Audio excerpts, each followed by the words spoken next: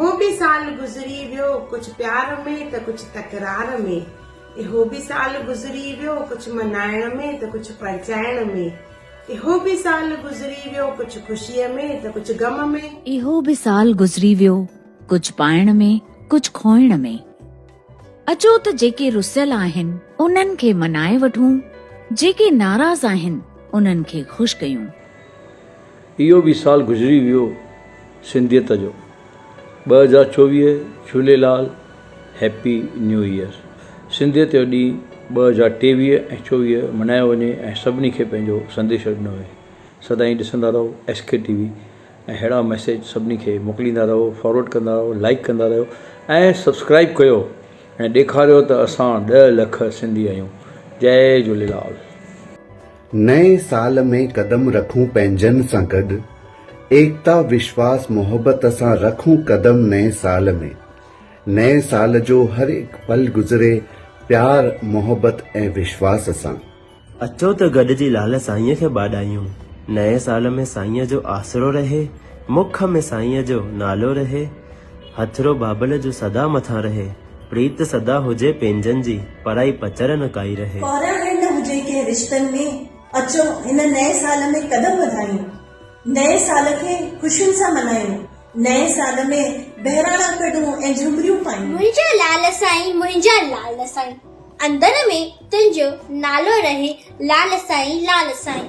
अचो त इन साल खे अलविदा कयूं ऐं नए साल जो स्वागत कयूं। ईंदड़ साल में तव्हांजे घर हुजे खुशहाली, थी वञो दौलत सां माला माल ऐं खुशियूं हुजनि बेशुमार।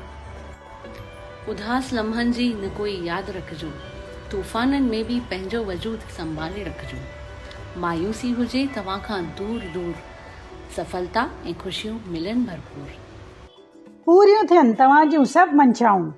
गुज़िरियल साल जे कुछ चटपटियुनि यादगिरियुनि सां गॾु हिक नए सपने, नए एहसास ऐं हिक नई ताज़गी ऐं नए जोश सां अचो त पंहिंजे लाल साईंअ में पूरन विश्वास रखी नए साल में कदम पायूं। हिकु विश्वास रखी धणीअ ते, इहा ई आहे सुठी शुरूआत नए साल जी।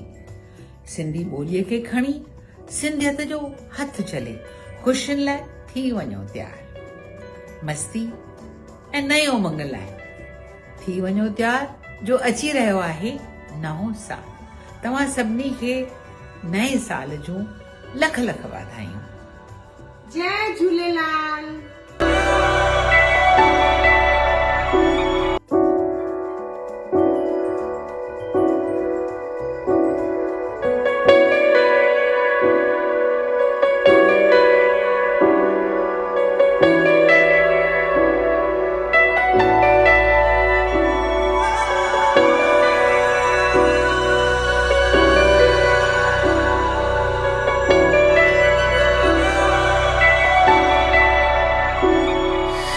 दुनिया करे ना करे भल, तू कंदे पारवाह मुझी।